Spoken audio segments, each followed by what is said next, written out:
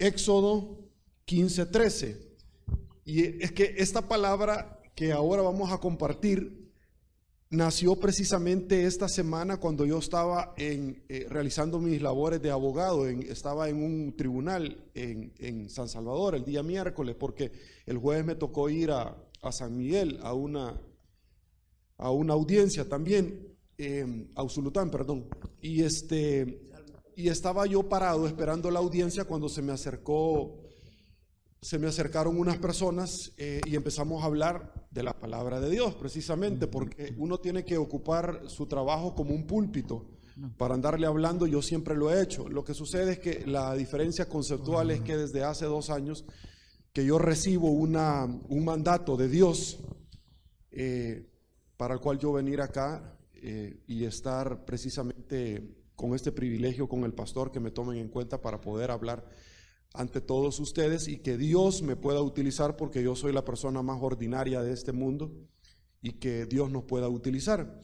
Entonces, esta palabra nació precisamente en una esquina del centro judicial y que muchísimas veces yo ya les he dicho que yo a veces vengo y Dios desbarata todo y indica qué es lo que tenemos que hablar, pero Dios me confirma cuando el pastor general, por ejemplo, está hablando de una cita bíblica que es la que Dios me ha dado, o de pronto la alabanza tiene algo que ver en eso, porque ustedes saben que la alabanza viene de una cita bíblica, de un pasaje. Listo, voy a iniciar yo con este pasaje y me van ayudando, por favor. Voy a empezar con la dama.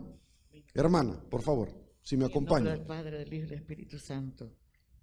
Hubiera yo desmayado si no creyese que veré la bondad de Jehová en la tierra de los vivientes.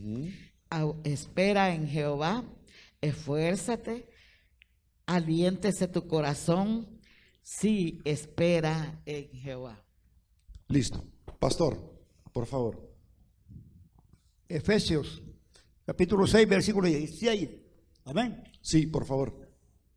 Sobre todo, tomad el escudo de la fe, con que podéis apagar todos los dardos de fuego del maligno. Y tomad el yelmo de la salvación y la espada del Espíritu, que es la palabra de Dios. Gracias, hermano. Pongan atención, por favor, que es importantísimo. Gracias. Gloria a Dios. Dice, esperad en Él en todo tiempo, oh pueblos, derramad delante de Él vuestro corazón. Dios es nuestro refugio.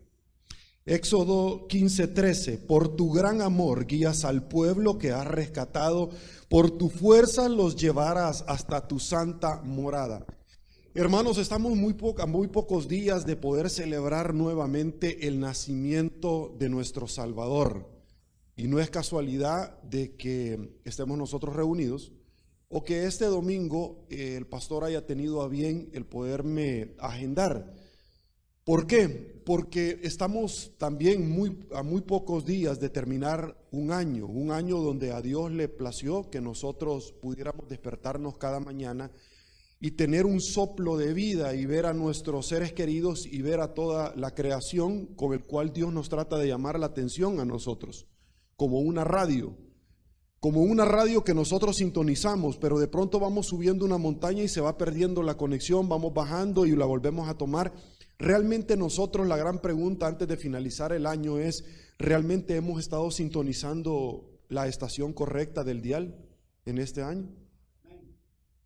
Sería la primera pregunta, porque la prédica de ahora se llama Bástate con mi gracia. Entonces la pregunta sería, ¿realmente nosotros hemos estado sintonizando la estación de radio del cielo este año que está terminando? ¿O de pronto fue como un anhelo que nosotros dijimos, este próximo año me voy a ir a inscribir en el gimnasio, y se pasó el año y no, este año voy a iniciar la dieta? ¿Quién va a iniciar la dieta en esta semana? No, porque viene la fiesta. De hecho, el pastor ya nos dejó con hambre, ya nos dijo que nos va a cocinar, y además de que tiene el don de que Dios ha puesto de la palabra, también tiene el don de la cocina. Yo creo que por ahí es donde al final terminó conquistando a la hermana con el estómago. Me consta, puedo dar fe. Entonces, ella le enseñó a usted para que después, correcto, le dijo: yo necesito un hombre con esas características. ¿Quién va a iniciar entonces esta última semana? ¿Quién va a iniciar la dieta? No, porque uno dice: no, voy a iniciarla, pero después de las fiestas, ¿sí? ¿Quién este año se pasó y alguien dijo que iba a estudiar una maestría? Alguien dijo que se iba a inscribir en el gimnasio, que iba a empezar a aprender a estudiar inglés. Entonces son propósitos. Son propósitos. Y la pregunta sería entonces: ¿realmente estuvimos sintonizando el dial correspondiente para este año? Fíjese que el pueblo de Israel realmente representa en la Biblia una parte muy importante de la vida de todos nosotros y de la vida de Cristo. Ha pasado este año y hemos tenido muchísimas pruebas nosotros, pero al final Dios las ha pasado, porque Dios se perfecciona en la debilidad de nosotros, no en nuestras propias fuerzas. Y hay tres cosas que quizás yo voy a trasladárselos a ustedes, porque Dios así lo puso en mi corazón, que son importantísimos. Y una de ellas es la fe, otra de ellas es el amor y otra es la obediencia. Se los voy a volver a repetir. Una de ellas es la fe, otra de ellas es el amor y otra es la obediencia. Fíjese que es algo que el pueblo de Israel no tuvo. Cuando el pueblo de Israel fue rescatado, yo hacía una pregunta, recuerdo cuando estaba esta semana y les estaba hablando a este grupo de abogados, y luego se fueron sumando, y yo les decía: pero ¿cuál fue peor, Judas o Pedro? Y entonces alguien podría decir: mira, pero la pregunta es un sacrilegio, un sacrilegio la que tú estás haciendo. ¿Quién fue peor, Judas o Pedro? No, y todo el mundo en automático me diría que Judas. ¿Por qué? Si los dos hicieron lo mismo. Es más, Pedro murió también en la cruz. Y se lo voy a ir planteando. La obra de Dante Alighieri, la Divina Comedia, ubica en diferentes aros como estos, hacia abajo en el peor a Judas, porque entregó a Cristo, lo vendió. Entonces es Judas, uno podría decir en automático. En el tiempo de Roma, el atentar contra el César o la figura del César era atentar precisamente contra su muerte, contra su vida. El que tocara a un centurión era como tocar al César, la figura, y era una pena de muerte. Por eso es que andaban detrás de Jesús, detrás de él, viendo cómo lo hacían caer en error. Detrás de usted también andan viendo cómo lo hacen caer en error, día a día. No se me pierda que es el amor, la fe y la obediencia. Había un personaje de la Biblia, como muchos, que le dijeron que si le cortaban el pelo iba a perder su poder. Y realmente el poder no radicaba en el pelo, sino que en la obediencia. Porque fueron tres cosas al final las que Sansón cometió. No era por el pelo que le dijo a Dalila. Una de ellas es que se metió con un pueblo que no se tenía que haber metido. Y entonces ustedes ya conocen la historia, obediencia. Pero al final él pidió misericordia, porque en la fuerza de él, en la debilidad se perfeccionó. Y le dijo: por última vez, dame la oportunidad. Y mató a sus enemigos. Pero no los mató él, los mató Dios. Porque Dios no es que se va a vengar directamente, sino que Él va a poner una mesa, así como la que va a poner el pastor, con comida enfrente de sus angustiadores.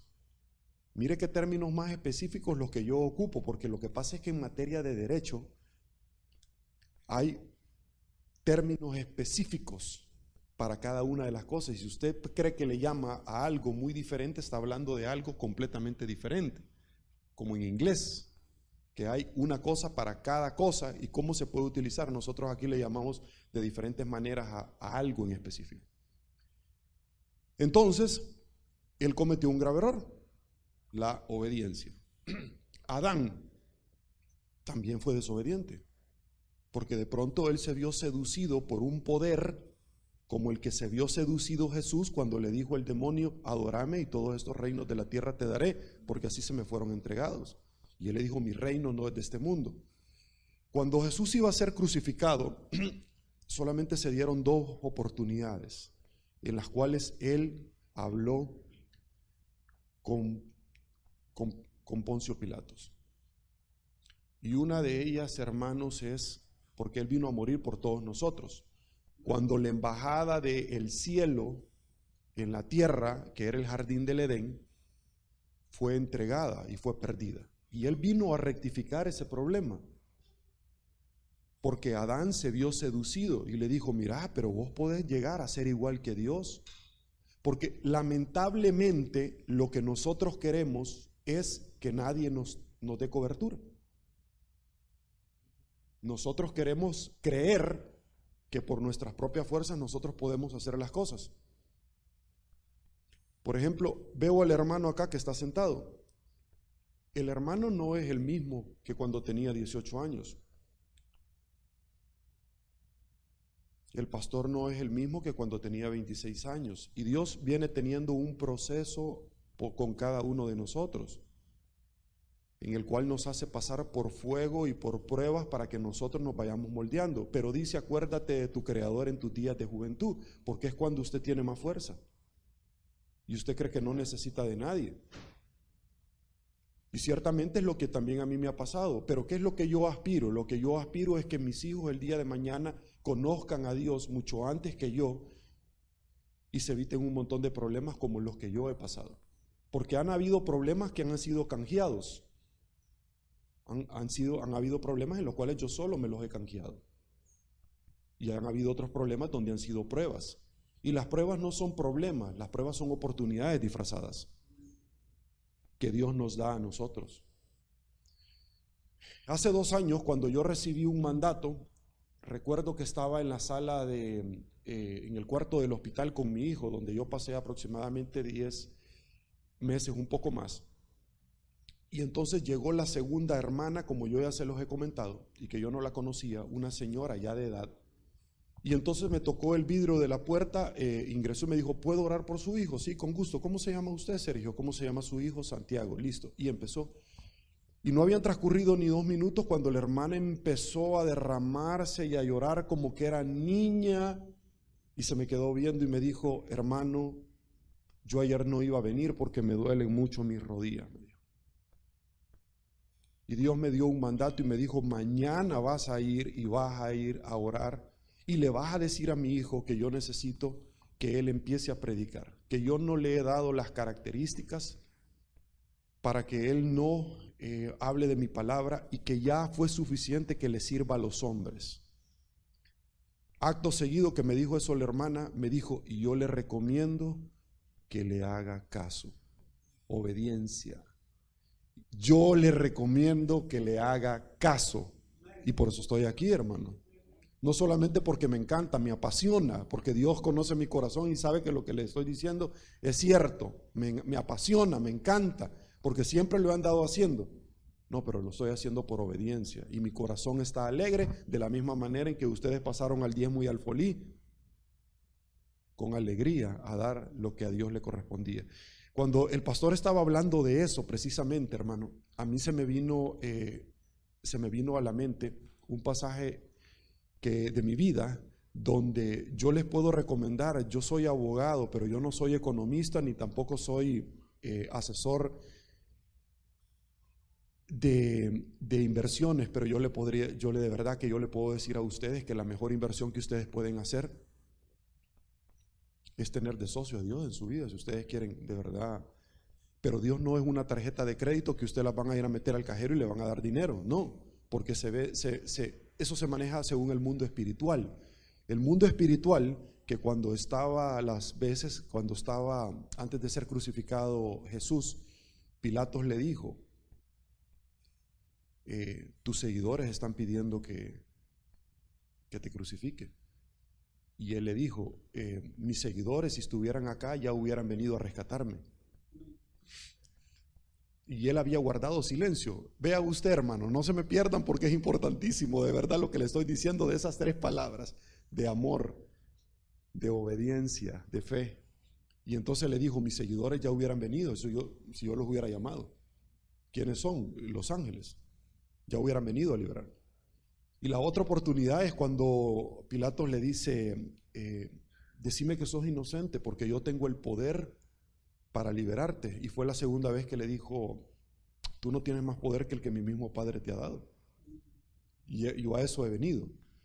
Cada uno de nosotros tenemos un objetivo en el cual el pastor, la hermana, el hermano, la hermana, ustedes, cada uno de ustedes, yo, tenemos un objetivo. Y el tema es, ¿de verdad queremos dejar este mundo un poquito mejor de lo que lo encontramos? ¿Queremos justificar la existencia de nosotros en este mundo o solamente la vamos pasando? Así como se nos fue el año y no fuimos al gimnasio, no iniciamos la dieta. Realmente tenemos nosotros que hacer un recuento de lo que ha pasado este año. ¿Por qué? Porque les voy a poner un tema. Muchísimas veces nosotros no nos interesa o no entendemos las cosas que estamos haciendo y que Dios nos está observando. Pero sí nos interesa, ¿se habrá dado cuenta el pastor? A nosotros nos interesa eso, porque vivimos nosotros de nuestra imagen. ¿Se habrá dado cuenta el pastor? Si no se dio cuenta el pastor, no hay problema. Si no se dio cuenta la hermana, no hay ningún problema. El pueblo de Israel, cuando es liberado de Egipto, hermanos, y que pasó clamando mucho tiempo, 400 años, y que no hay un récord histórico cómo es que llegaron a parar esclavos a Egipto, fueron sacados precisamente de esta tierra. La diferencia conceptual es que el pueblo de Israel salió de Egipto, pero Egipto nunca salió del pueblo de Israel. Espero que me entiendan. Cuando salieron de Egipto, el pueblo de Israel, y que solamente eran 40 días para llegar a la tierra de Canaán. La tierra de Canaán es lo que nosotros conocemos como Palestina. Pero Egipto no salió del pueblo de Israel. Y ellos constantemente seguían añorando ser esclavos. Y a la primera oportunidad ellos perdían la fe, el amor y la obediencia. Esta semana Dios puso en mi corazón en una lectura algo que es interesante, porque yo no sé si ustedes saben cómo es que se perfeccionó el templo y que estamos a la espera de la construcción del tercer templo, y que parte del templo es el Muro de los Lamentos, donde los hermanos han estado ahí, donde hemos podido estar. Son parte de lo que ha de venir para la construcción del tercer templo, como otro tipo de situaciones que se tiene que dar para que la venida de nuestro Padre esté cerca, y que esto se va a dar después del rapto de la iglesia. En aquel entonces el templo estaba compuesto por 12 columnas, algo majestuoso, que eran las 12 tribus. Las 12 tribus que entraron con representantes y que Dios le dio un mandato para que pudieran entrar a la tierra prometida, donde fluye leche y miel. Pero Moisés hizo un juicio de desvalor para ver si podían o no entrar. Eso le canjeó al final que él no ingresara. Esa le canjeó al final que él le dijera al pueblo de Israel que se habían decidido que no iban a entrar. ¿Cierto? Ok. Cuando estaba en el monte Sinaí, que es donde él conoció, ustedes se recuerdan la historia, y que él llega y que toma a la hija de Jetro, Séfora. Cuando llegan precisamente a este lugar, y antes de llegar a su última morada en el monte Nebo, donde alcanzó a visualizar la tierra y que solamente la vio, en ese lugar, cuando él baja, ya tiene los 10 mandamientos, y que precisamente eran las directrices que Dios le estaba dando. Cuando él baja, ve que el pueblo de Israel ya había deshecho el oro y había hecho un becerro, y les dijo: he aquí, Israel, tus dioses, no tu Dios, tus dioses, porque querían construir otro Dios que le echara una manita de gato a Dios, y Dios no necesita manitas de gato. porque ellos le querían dar una ayudadita. Ese oro, hermanos, lo deshicieron posteriormente, hicieron el arca del pacto de la alianza. ¿Y qué hay allá adentro? Los 10 mandamientos. Yo no sé si ustedes lo sabían, pero esta semana fue algo impactante para mí, porque esa arca, que estaba determinada por 4 palos que eran, no se podía tocar más que de esos palos para poderlos, porque la presencia de Dios estaba ahí, porque los mandamientos estaban ahí, los mandamientos de vida nuestros. Y ese oro con el que se revistió esta estructura de madera, que así lo dice, fue precisamente el oro del becerro. Fue trasladada esa arca hasta el templo, que tenía 12 columnas. El templo que fue destruido y que nosotros estamos esperando por tercera vez que sea reconstruido. Vea qué interesante lo que yo le voy a plantear, porque en Israel hay muchos elementos y muchos conceptos muy importantes, y uno de ellos es la cúpula de la roca. La cúpula de la roca es que cuando Abraham, el patriarca, y que de Abraham le cambió el nombre a Abraham, padre de multitudes, él recibió una promesa y que iba a tener descendencia, lo cual parecía imposible por la edad que él tenía y que tenía Sara. De hecho, él tuvo otro hijo con Agar y tuvo a Isaac. Lo interesante de esto son los 3 conceptos que yo le acabo de mencionar, porque cuando él pasó mucho tiempo anhelando tener un hijo, y quienes tenemos hijos y quienes somos llamados padres saben lo importante que significa eso, en el cual ciertamente uno hace lo esfuerzo necesario para poderle saciar las necesidades mínimas a nuestros hijos. Y el abrazar a un hijo realmente es un regalo de Dios. De hecho, los hijos son herencia de Jehová, y que los depositan en ustedes y que son como flechas, donde nosotros apuntamos con el arco a dónde vamos a tirar a nuestros hijos. Lo que ustedes están haciendo en traer a sus hijos acá a la iglesia es el legado que ustedes van a dejar. No es la casa donde ustedes viven. Ese no es un legado. Lo que ustedes le van a dejar a sus hijos es el legado de haber conocido a Dios, porque ellos lo van a replicar el día de mañana con sus nietos. Eso es lo que va a vivir en el corazón de. Ese es el nombre que usted les está dejando. Ese es el apellido que ustedes les están dejando. El día de ayer estaba yo almorzando con mi esposa y venía saliendo yo de un restaurante y me dice un señor desde lejos, colega. Y entonces me di la vuelta yo y llegué y me dijo, lo cual me ha pasado muchísimas veces a mí. Y entonces llegué, ¿cómo no? Un gusto. Mira, yo te quería saludar porque yo conocí a tu papá, como me ha pasado muchísimas veces. Y entonces yo le dije, ¿cómo no? Mira, yo admiré muchísimo a tu papá.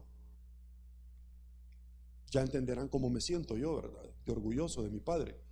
Ahora, mi padre no puede decir lo mismo porque yo perdí a mi padre cuando tenía 1 año 5 meses. Mi padre murió en un accidente de tránsito. Sin embargo, yo me he encontrado un montón de personas que me han puesto la mano y me dicen, tu padre se estaría muy orgulloso de ti. Personas que lo conocieron a mi papá. Y hay personas que conocieron a mi padre como un amigo, lo conocieron como profesional. Él era profesor y le dio clases a muchísimas personas. Además, él era psicólogo, estaba estudiando para Derecho, pero además era futbolista.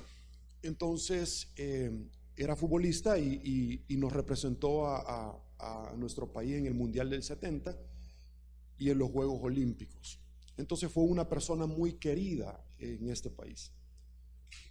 Pero eso no es lo que trasciende. Lo que trasciende es Sergio Méndez, que es mi nombre también. Sergio Méndez. Eso es lo que trasciende.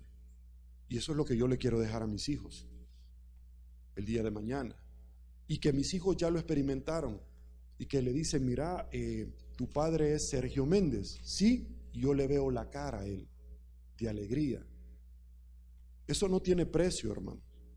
Lo que el pastor general con su esposa le están dejando a sus hijos. Roberto Estrada, Roberto Estrada. Eso es el legado, eso es lo que nosotros trascendemos. Que el día de mañana puedan decir: mi abuelito predicaba la palabra de Dios.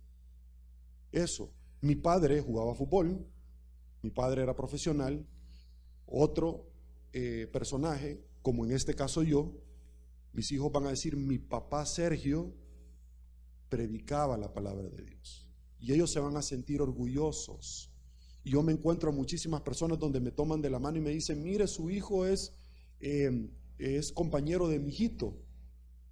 Y entonces identifican a mi hijo ya como un legado que yo he venido dejando en el camino y he venido haciendo. Y lo que yo menos quiero es ensuciar ese legado. Tradicionalmente el ser humano lo ensucia porque la raíz de todos los males es el amor al dinero. Como cuando el pastor dijo: pasen acá y den el diezmo, la ofrenda, y que muchos no la quieren dar por el amor al dinero. Y leyó una palabra el pastor que es lapidaria, donde dijo: me está robando a mí. Malaquías: yo mandaré al devorador. Vuelvan entonces a ver hacia atrás lo que estamos finalizando este año, qué es lo que hemos hecho realmente. Hemos reprendido al devorador. Y lo que pasa es que Dios no necesita nuestro dinero. Yo les voy a dar la noticia, es decir, la casa que ustedes tienen ahorita, un día fue de alguien más y otro día va a ser de alguien. El terreno que ustedes tienen, como el terreno de la iglesia o de la par, hace miles de años fue de alguien más. Entonces lo que se trata es de obediencia, porque Dios es dueño del oro y la plata. Él no necesita dinero. Lo que Dios necesita ver es que usted ponga a Él como prioridad y no el dinero, porque Dios lo quiere bendecir como me ha bendecido a mí, o ha bendecido al pastor y su familia, pero quiere que el dinero esté en su cartera y no en su corazón. Quiere que el dinero esté en su cartera y no en su corazón.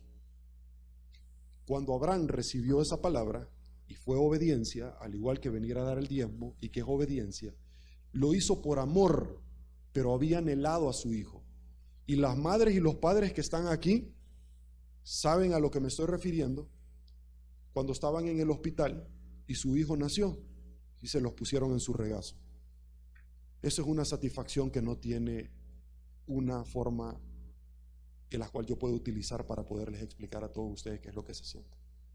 Yo lloré, yo estuve en el parto de mis 2 hijos y yo lloré porque yo los anhelaba. Y de hecho mi primer hijo no llegaba, pasaron 6 años y no llegaba. Entonces yo deseaba un hijo. Abraham deseó un hijo también y luego Dios se lo dio. Ustedes conocen la historia. Pero luego le pidió que lo sacrificara. Y es que cuando Dios te da algo, hermano, es porque te va a pedir. Y cuando te pide, es porque te va a dar. Y entonces le pidió que sacrificara a su hijo.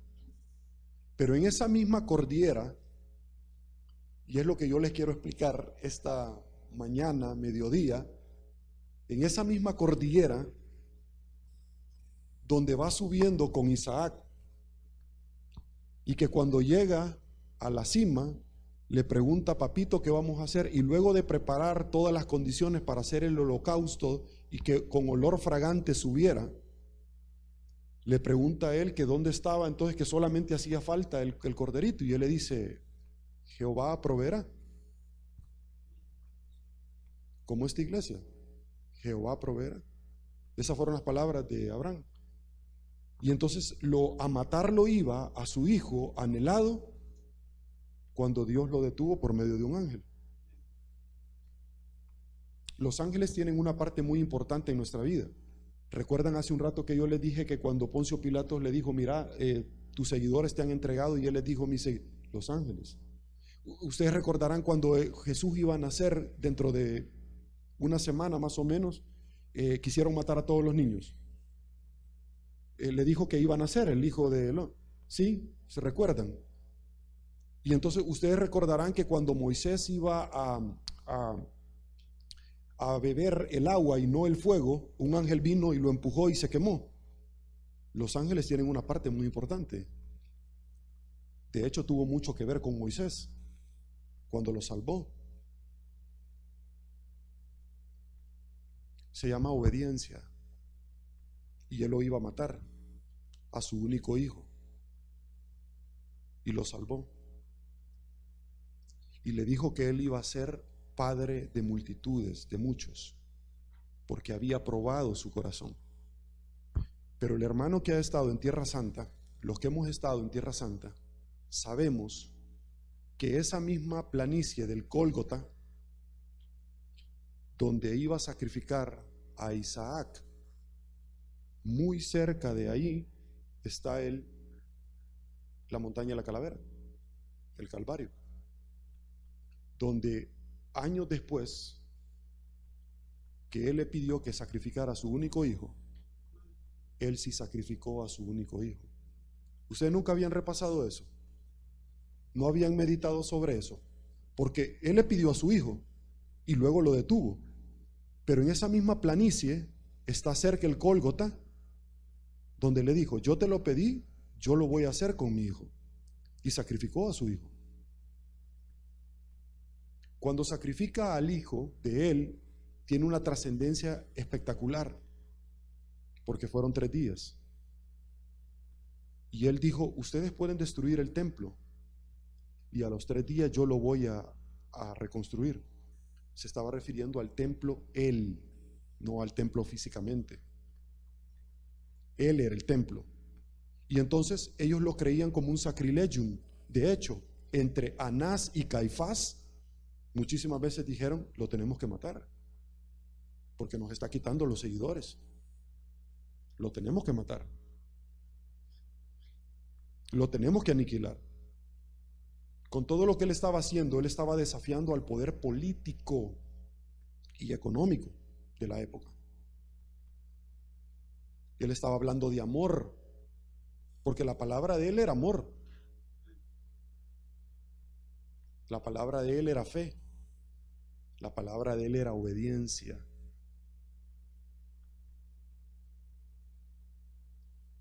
Y entonces lo querían matar. La diferencia, para que ustedes vayan viendo, entre Jesús y el personaje de la Biblia que le dice: levántate y anda, y que lo resucitó y que lo amaba tremendamente y se llamaba Lázaro, fueron que lo resucitó en 4 días. ¿Y por qué Jesús en 3 días y Lázaro en 4 días? ¿Alguna vez ustedes se han puesto a pensar por qué hay números que se repiten en la Biblia? El 6º día se repite constantemente. 40 años, el número 40 se repite constantemente. Pero el número 4 con Lázaro tiene una trascendencia, y es que según la tradición judía, una persona cuando moría, todavía 3 días después, su cuerpo y su espíritu estaban juntos. 3 días después. Por lo tanto, el único que ha resucitado en este mundo en 3 días ha sido Jesús. Por eso es que la hazaña más grande del hombre no es haber puesto un pie en la luna, es que el Hijo del Hombre haya puesto un pie en la tierra. Esa es la hazaña más grande que ha habido. No es que el hombre haya puesto un pie en la luna, es que el Hijo del Hombre haya puesto un pie en la tierra. Cuando Lázaro estaba enfermo, le dijeron a Jesús que Lázaro estaba enfermo, y él decía constantemente que amaba a Lázaro. Yo no puedo entender a alguien que le están diciendo que alguien tiene un problema y no se inmuta y sigue trabajando. Yo no lo puedo entender. Inmediatamente usted agarra un bus, agarra un Uber, agarra un taxi, agarra la moto, o el teléfono y se pone a la orden y le dicen: ¿qué te puedo servir? Pero el 2.º día le dijeron: agarró cama. Al 3.er día ya le habían dicho a él que había muerto. Al 4.º día llega él y le dicen: si tú hubieras venido cuando se te mandó a llamar, Así se le dijeron. Si tú hubieras venido cuando se te mandó a llamar. Pero cuando él llega ya en estado de putrefacción, Lázaro, vea que usted, o sea, lo trascendente es esto, en estado de putrefacción. Y le dice, levántate y anda. Pero hay cosas en la Biblia tan trascendentales, hermanos, que por favor, yo de verdad quiero que usted lo agarre en esta mañana, porque Dios está hablando. No soy yo. No es Sergio el que está hablando. Pastor, ¿cómo se llama la hija de quién cuando la estaban velando y que le dice, sálganse todo mundo, por favor? La hija de Jairo, sí. Y entonces él entra donde la estaban velando y todo el mundo estaba gritando, llorando. Dios pone orden y Dios quiere gente que sume y no que reste ni que divide. Jesús nos mostró que era violento y que él arrebataba. Cuando él llega al templo le empieza a dar vuelta a todo y dice, la casa de mi padre no es una cueva de ladrones. Sí, como que nosotros tuviéramos aquí la venta de lotín por allá estuviéramos nosotros en aquella esquina vendiendo gallinas, allá Bitcoin, acá. Entonces la casa de mi padre no es una cueva de ladrones, donde todos estaban haciendo chiviando y todo el mundo estaba haciendo negocio, ¿cierto? Entonces él fue violento, pero cuando llega donde la hija de Jairo y que la resucita y que le dice a todo el mundo que se salgan, pero porque todo el mundo estaba gritando y llorando. Dios no necesitaba en ese momento a personas que estén desesperadas, porque lo habían mandado a llamar para que los pudiera ayudar. Entonces nosotros observamos que se empieza y se sigue replicando el tema de obediencia, de amor. Lo mismo le dijo a Lázaro que se levantara. Si él lo hubiera hecho al tercer día con Lázaro, hubieran entendido que entonces por sus propias fuerzas Lázaro lo hubiera hecho, como el caso del boyo de Gedeón. En el caso del boyo de Gedeón, cuando iban a ir a pelear contra los marianitas, eran 10,000. Y entonces Gedeón recibe instrucción de Dios que al final terminaron siendo 300. Pero estos 300 le dicen que tenían que ir como perros al bebedero a tomar agua. Tenían que ir como perros en 4 patas a tomar agua al bebedero. Así tenían que ir. Y entonces muchos se fueron. Un Dios que le esté diciendo a alguien, pastor, dígale a todos ustedes que tienen que ir allá al bebedero, allá a la pila, y ahorita salir como perritos en 4 patas a tomar. Muchos de nosotros nos vamos. Al final ganaron. Y ustedes saben el boyo de Gedeón, cuando el boyo estaba húmedo y al final estaba seco, pidió confirmación, estaba seco y el húmedo, pero aún así él todavía quería una confirmación. Llegó hasta las carpas y escucharon, y los marianitas vieron muchísimos, y les dijo, si yo hubiera permitido que obtuvieras la victoria, hubieran creído que por sus propias fuerzas lo hubieran hecho. Oigan por favor, que es importantísimo. Si yo hubiera permitido que Lázaro al tercer día, si yo hubiera permitido que a los marianitas le ganaran, hubieran creído que por sus propias fuerzas lo hicieron y no por mí.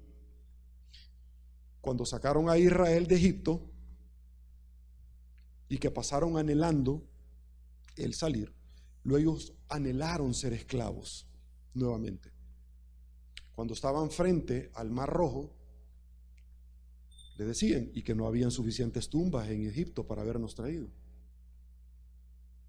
Cuando pasaron el Mar Rojo y estaban en el desierto, recibían maná. Y le dijeron, por lo menos en Egipto teníamos olla de carne. Seguían añorando ser esclavos. Añoraban. Cuando no llegaban a la tierra prometida, deshicieron el oro e hicieron el pesebre, el becerro. Es para que le ayude a Dios. Quizás el Señor se durmió, está cansado o se perdió. Anhelaron nuevamente ser esclavos. Hermanos, yo estoy acá porque recibí una palabra y soy obediente, al igual que ustedes. al igual que cada uno de nosotros. Y yo inicié diciéndoles a ustedes que cualquiera en automático podría decir quién fue peor, si Judas o Pedro. Y es que, ¿qué hicieron de diferente los dos? O en determinado momento, ¿qué es lo que los diferencia? Y es que ustedes sabrán que cuando Jesús iba a ser crucificado, les dijo: uno de ustedes me va a traicionar. Y entonces empezaron: ¿seré yo, Señor? De hecho, Pedro le dijo: Señor, yo voy a ir contigo hasta el fin del mundo y yo te voy a... Pedro, si vos me vas a negar 3 veces. Perdón, ¿no fue lo mismo que hizo Judas?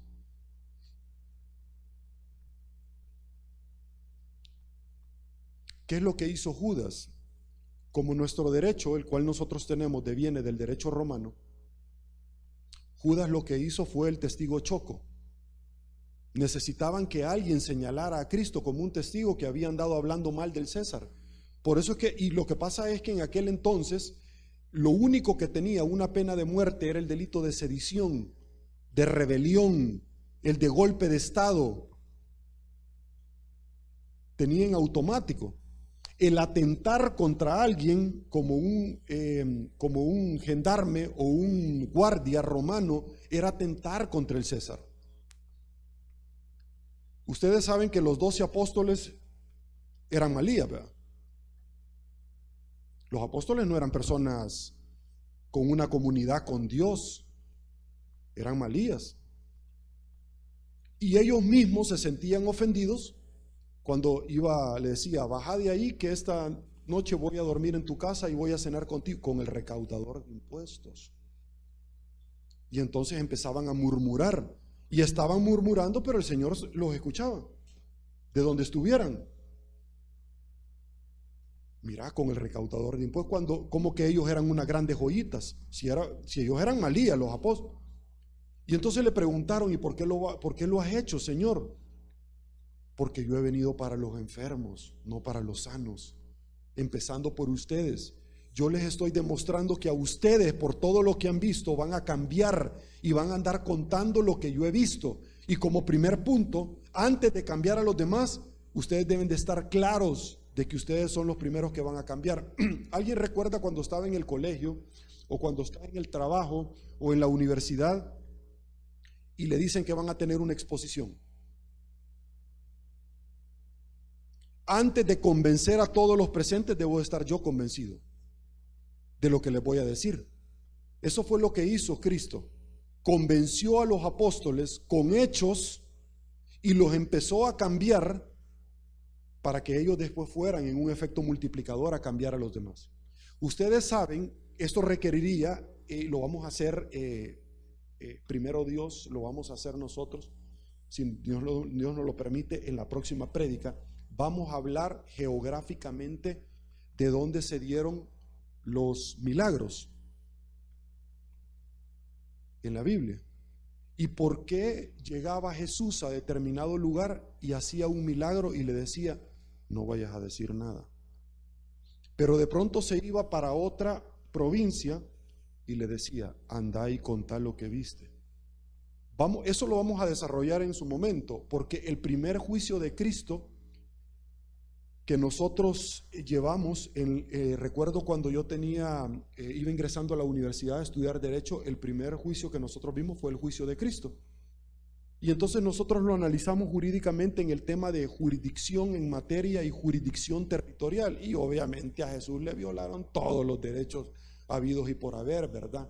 No le dieron un defensor, fue en la madrugada, no había jurisdicción, el delito que le querían meter no existía en esa provincia, por eso es que al Señor lo andaban tirando para arriba y para abajo. Cuando llegaba donde Pilatos le decía: ¿y él de dónde es? Galileo. ¿Y qué es lo que ha hecho? Yo no veo pecado. Entonces lleváselo a Herodes. Eso no es jurisdicción mía. ¿Dónde está él? ¿Dónde cometió el delito? En San Miguel. Bueno, entonces llévalo a San Miguel, no me lo traigas a Santa Ana. ¿Y por qué lo traes a Santa Ana? Porque aquí nació, pero no cometió el delito. Y todo eso lo vamos a desarrollar nosotros en una oportunidad diferente. Pero lo que le sucedió a Cristo fue que tuvo un testigo choco y había que señalarlo. Ese órgano de prueba prueba testimonial de testigo hacía falta, y ese fue Judas. Fue el testigo choco. Cuando alguien dice, mire, que Judas vendió al Señor, el Señor no era un teléfono celular ni un reloj para que lo vendieran. Se dice coloquialmente en el caló popular, lo vendió como cuando usted viene y anda hablando afuera del pastor general. Usted lo vendió al pastor, lo ha entregado, porque usted anda hablando de su autoridad afuera. Eso es lo que hizo Judas, vendió al Señor. Fue el testigo, ¿a cambio de qué? De 30 monedas de plata, porque no fue de choto. Y entonces, ¿cuál es la diferencia conceptual entre Pedro y Judas? Es que Judas fue más inteligente. Pedro hizo lo mismo pero sin pisto. Y Judas fue más inteligente porque negoció ante los miembros del Sanedrín. Porque lo único que traía pena de muerte es atentar contra el César. De hecho, Pedro tuvo que haber sido crucificado en el momento de la aprehensión. Tuvo que haber sido crucificado. Cuando agarró un cuchillo y le partió la oreja a un centurión. Eso es atentar contra el César, y eso sí tenía pena de muerte. Pero Dios tenía planes para Pedro, y entonces le restableció la oreja. Ya no había delito, porque si usted buscaba la oreja en el piso ya no estaba, ya no había delito. Pero Pedro tuvo que haber sido crucificado en ese momento, porque eso sí traía pena de muerte. Pero Dios tenía planes para Pedro que no se agotaban en ese momento, al igual que tiene planes para cada uno de ustedes, o para mí, o para el pastor, que no se agotan en el momento. Él tenía que recibir la pena de muerte. Pero luego viene Pedro entonces, y en el transcurso él tuvo miedo de que le pasara lo mismo que los seguidores de Cristo. Él tuvo miedo y entonces lo negó. La gran pregunta es, entonces, ¿quiere decir que Jesús ya se había transportado adelante en el futuro y había visto las palabras que Pedro iba a decir? No. Yo no sé si ustedes alguna vez se han hecho esa pregunta. Mira, ¿y para qué sirve libre albedrío si de todas formas Dios ya sabe lo que va a pasar? ¿O ustedes nunca se han hecho esa pregunta? ¿Ustedes nunca se han hecho la pregunta esa? Si eso iba a pasar de todas formas, entonces ¿para qué nos vamos a portar bien, hermanos? Si de todas formas ya sabemos, Dios ya sabe lo que yo voy a contestar. Dios ya sabía lo que Abraham iba a hacer con Isaac. Dios ya sabía lo que Adán iba a hacer con Eva. ¿Cierto? No, no es cierto. Y se lo voy a demostrar fácilmente. Yo lo he dicho muchísimas veces porque me encanta ver películas de Marvel con mis hijos. Les encanta a ellos los Avengers. ¿Alguien de ustedes ha visto, levante la mano, películas de Marvel, de Avengers? ¿Sí? Ustedes han visto cuando el doctor extraño, habla del multiverso, y entonces que usted puede tomar diferentes rumbos, pero si usted toma diferentes rumbos, entonces usted está mutando el resultado. Eso es lo que sucede. Una vez estaba el doctor Stranger en la guerra que se llamaba Endgame, y entonces estaba parado así meditando, sentado, algo así, y entonces le preguntan, ¿qué le pasa a tu amigo? Él se estaba transportando para ver diferentes escenarios y le dice, yo he visto más de 10,000 escenarios y yo ya sé qué es lo que va a pasar, pero la decisión la iban a tomar en el momento. Y he visto un único escenario, el cual yo me tengo que entregar para que al final triunfemos. Ese único escenario fue el que vio Dios, de mandar a su único hijo para morir por todos nosotros. Pero la decisión que usted tome, es decir, Judas se pudo haber salvado y Pedro pudo haber sido crucificado. O sea, what if? ¿Y si hubiera sido diferente? Judas se pudo haber salvado y Judas pudo haber sido la piedra angular de la iglesia. Yo he estado en Roma y he visto lo impresionante que es el Vaticano. Y ahí dicen que encontraron los huesos y las cadenas de Pedro. Dicen, uno no tiene a ciencia cierta, pero ese pudo haber sido las cadenas de Judas y Pedro haber sido crucificado. Pero Pedro tomó una decisión en ese momento y Judas no. ¿Cuál fue la diferencia entonces entre Pedro y Judas? arrepentimiento. Esa fue la diferencia, en que Judas buscó un lazo donde irse a ahorcar y Pedro se arrepintió. ¿Ustedes en el año han estado buscando un lazo donde irse a ahorcar o se han arrepentido? Ahorita que estamos terminando el año, ustedes, esa fue la diferencia. Pedro hizo lo mismo que Judas, lo mismo. Entonces, la próxima vez que ustedes tengan la piedra en la mano y se la quieran tirar a alguien, porque eso es lindo en nosotros, hermano. Cuando le llevaron a la mujer que la habían encontrado en el acto, todo el mundo tenía la piedra. ¿Nunca se han fijado ustedes que todo el mundo anda como la piedra en la mano, viendo a quién se la van a tirar? Porque todo el mundo es malo, todo el mundo es santo hasta que lo conocen. Todo el mundo es santo hasta que lo conocen. O las espositas nunca les han dicho a sus esposos, yo porque te conozco, sé lo que sos. Porque yo puedo salir así, bien arreglado, y mi esposa sabe que en la casa yo dejo todo sucio, la ropa tirada y todo. Que te compre el que no te conoce, ¿verdad? Que te compre yo porque te conozco bien. Así me dice mi esposa, así me dice. Y yo podría decir, pero mire, yo trato de ser lo más impecable del mundo. Si a veces salgo corriendo yo, ¿por qué tengo que ir a trabajar? No, eso creo yo. Pero ante los ojos de mi esposa no es eso. Y lo que mi esposa necesita no es lo que yo necesito. Mi esposa necesita palabras de reafirmación, que yo le llene los tanques del amor. Yo con irme a comprar las llantas del carro ando a todo mamey y me siento bien. El que usted le regale un carro a su esposa la puede alegrar, pero la esposa no va a entender que es un B6. Cierto, nosotros tenemos necesidades completamente diferentes y precisamente por ser diferentes es que somos un complemento uno con otro. Cuando yo estoy celebrando matrimonio, yo les explico a la gente. Imagínense qué simpático que cuando yo estoy celebrando un matrimonio le digo al novio y a la novia todavía están a tiempo para que no se casen, enfrente de todo el mundo, porque el matrimonio no es fácil.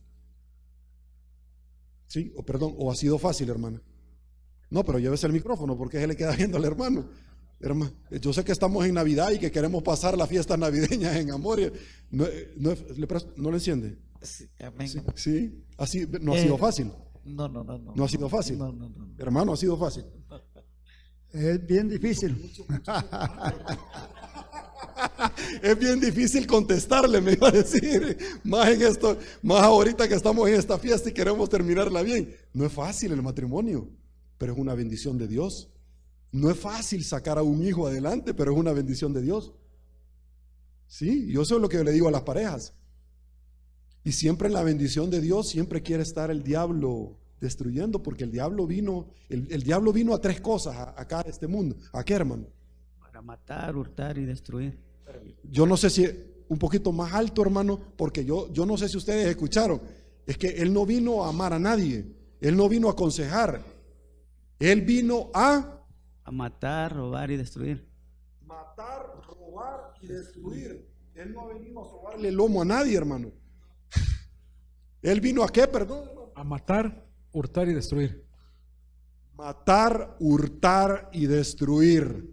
Él no está cómodo con que usted esta mañana esté sentado aquí en la iglesia. Él está loco allá afuera, anda dando vuelta como león rugiente. ¿Y los leones que comen, perdón? Carne. Carne, ¿qué es esta? La carne no quería venir esta mañana acá. No quería venir. Quería ver el partido del Barcelona o el Real Madrid. No sé si juegan ahora porque estoy desconectado. Y me encanta el fútbol. Y estoy desconectado. Y estoy desconectado porque mi prioridad era esto. Estoy completamente desconectado. No sé ni cómo van. Y en los dos estadios he estado. Y en la mayoría de estadios de fútbol alrededor del mundo, como el del Paris Saint-Germain, he estado. ¿Sí? Y no me interesa, porque yo estoy en los negocios de mi Padre. Porque hay alguna cosa que trasciende más que esto. Entonces vuelvo. La diferencia entonces entre Judas y Pedro, nosotros podríamos ir a la Catedral de San Pedro ahora y se llamaría la Catedral de San Judas. Si Pedro hubiera tomado la decisión después de ahorcarse y Judas se hubiera arrepentido frente a entonces Judas sería, pero no, espérame, no entendemos entonces todavía. Claro, entonces sí, entonces no entiendo cómo funciona esa situación. Es más, les voy a explicar una cosa. ¿Y nosotros que sabemos que Judas se salvó? Se lo voy a poner más difícil todavía. Y esas explicaciones yo las voy a pedir cuando esté en la presencia de Dios, porque yo tengo un montón de preguntas para él. Es más, yo tengo mis personajes bíblicos por excelencia, que yo los voy a buscar, porque yo me voy a salvar con mi familia. Yo así lo declaro en el nombre de Dios. Yo me voy a salvar y usted también lo tiene que declarar también. Sí, yo voy a buscar, por ejemplo, yo de entradita, desde que yo llegue, yo voy a ir a buscar a Moisés. Y la primera pregunta que quizás le voy a hacer a Moisés, sí, mira, y nunca quisiste matar a los judíos. No te dieron ganas de matar al pueblo de Israel. Porque, hermanos, de verdad, si es que los judíos, ustedes que han estado allá, son una raza especial, hermanos. O sea, yo no estoy justificando la masacre de Hitler, ni de la de los romanos. O que Ciro, personajes de la Biblia, tuvo un papel preponderante en proceder al cristianismo. Hermanos, ¿ustedes alguna vez se han preguntado por qué se dio en nuestro mundo la persecución de los cristianos? ¿Y por qué se dio algo que la iglesia tradicional ha pedido muchas veces perdón, como es la Santa Inquisición? ¿Ustedes alguna vez se han dado cuenta, se han preguntado eso? Porque muchos judíos se trasladaron al cristianismo ante las persecuciones y pensaron que eso los iba a salvar, y luego los terminaron persiguiendo. Perdón, no fue lo mismo que hizo Pedro cuando él por temor negó a Dios, buscando su bienestar. Eso es lo que yo les quiero decir. Eso es lo que ustedes deben de entender, que nosotros no nos manejamos por conveniencia, sino por fe, por amor y obediencia. Es más, yo hice una pregunta: ¿y ustedes qué saben si Judas se salvó? Porque él bajó a predicarle a los que estaban encarcelados. ¿Y si Judas allá abajo aceptó? Y lo vas a ver después. Esa es la misericordia, y eso es lo excepcional, lo grandioso, lo majestuoso, no sé qué otro apelativo poder encontrar para este Dios que nos alcanzó. ¿Qué sería de mí si no me hubieras alcanzado? Lo espectacular de Él es que nos da 1, 2, 3, 4, 5, miles de oportunidades constantemente. Con solo aceptar que yo soy tu Salvador. Cuando se lo encuentran las mujeres que no lo reconocían en la tumba y le dicen: no me toques porque voy a reunirme con mi padre al tercer día. No me toques que voy a reunirme con mi padre. Espérame, la tradición judía establecía que al tercer día todavía el cuerpo y el espíritu estaban juntos. Por eso es que a Lázaro fue al cuarto día. No me toques porque voy a reunirme con mi padre. Pero cuando estaba en la cruz le dice a Dimas y Gestas: de hecho te digo que este día estarás conmigo en el paraíso. Y cuando se lo encuentran, que pensaron, no lo reconocían por el resplandor, y le dice: vengo de predicarle a las almas encarceladas. Todas esas preguntas no son en los hechos escatológicos que dice la Biblia, no las vamos a responder sino cuando estemos en la presencia de Dios.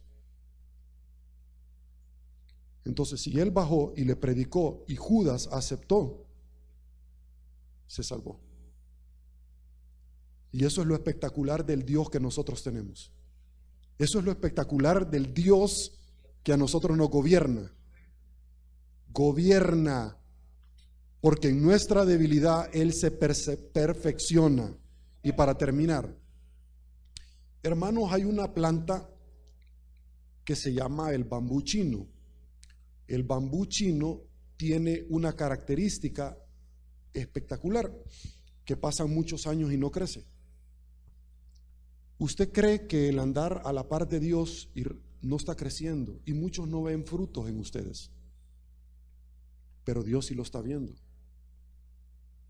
Dios sí lo está observando, que usted está dando frutos, porque usted está congregando, usted está muriendo a las mieles del placer de estar en otro lugar y estar acá y llegarse a enamorar de Dios. Yo me enamoré de Dios cuando yo tenía 16 años. Llegué al Liceo Cristiano, venía de una escuela unificada mixta Alberto Maferrer en Santa Tecla, donde nos hablaban de la palabra de Dios y nos podíamos reunir nosotros un 24-31, pero para no entrar en detalles era como una situación más social, como un compromiso, donde usted llega a la iglesia, ya me vieron, la sociedad, y yo ya me voy, pero no congregarnos para comer del alimento espiritual como nosotros lo hacemos y estar acá. Desde ese día yo me enamoré y yo quería que el devocional ya fuera, ya no me aguanto porque me sigan hablando de la palabra de Dios. Y me iba desde pequeño, siempre me ha gustado hablar con personas mayores a mí, y me iba a platicar yo con el hermano Lazo, y el hermano Lazo pasábamos hablando de la palabra de Dios. El bambú pasa muchos años y no crece. Usted cree que no crece, y de pronto empieza a crecer de un día para otro, y usted pensó que pasa mucho tiempo y no crecía. El bambú chino, todos los años que usted veía que no crecía es porque estaba creciendo para abajo. Tiene la característica que cuando vienen los fuertes vientos, el bambú se mueve de un lado para otro, inclusive llega casi que a tocar el suelo. De ahí es donde salen las garrochas. ¿Han visto ustedes las garrochas en los Juegos Olímpicos y en los cuales saltan?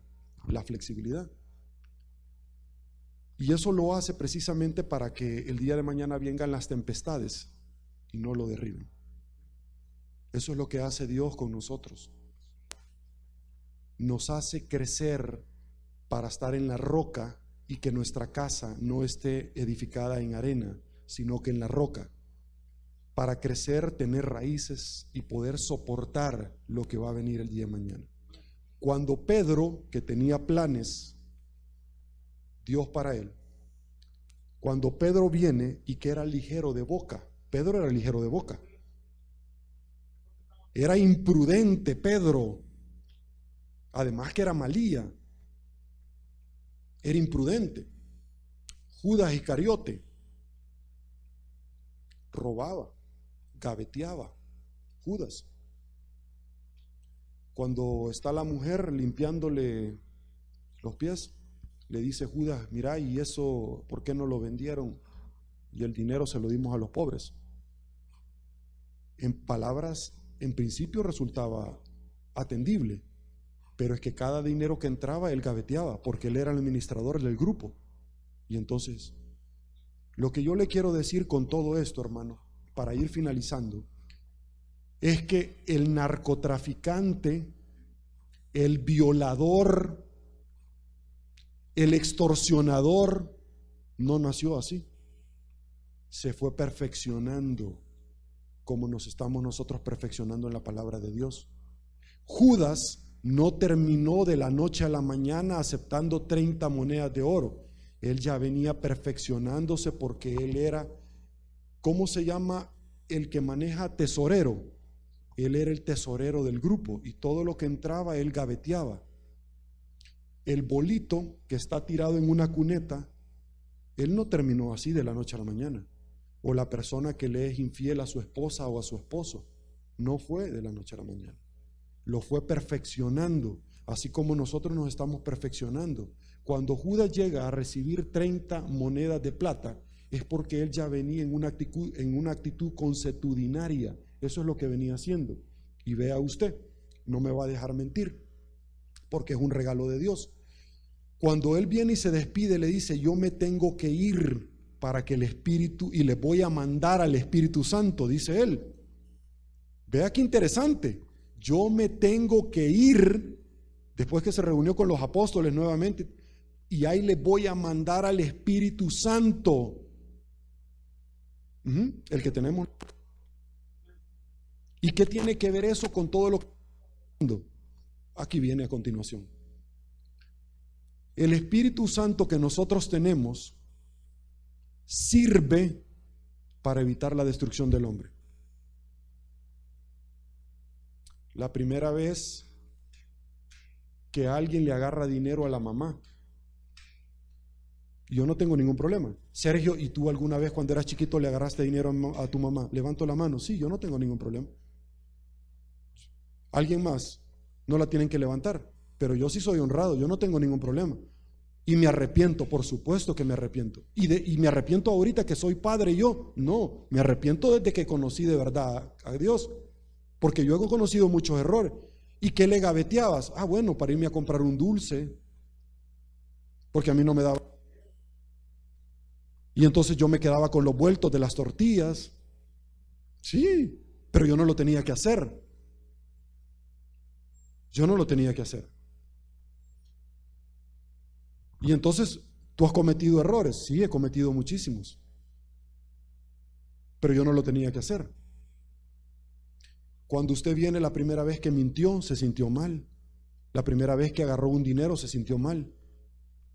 Que venía manejando y se pasó llevando un perrito en la calle, se sintió mal. Pero después viene otra oportunidad y ya no se siente tan mal. Viene la tercera vez y ya no se siente tan mal. Viene la cuarta vez y ya no. O alguien no me va a negar. Que levanten la mano quien maneja aquí. Cuando usted ve un semáforo que esté en amarillo, lo voy a pasar y le mete más el acelerador. No siente esa adrenalina. Ya ven, lo pasé. Violó una ley, pero se sintió hasta rico. ¿O miento? Precisamente para evitar el hombre es que Dios nos ha dado conciencia, pero los que llegan a ese nivel es porque tienen cauterizada la conciencia.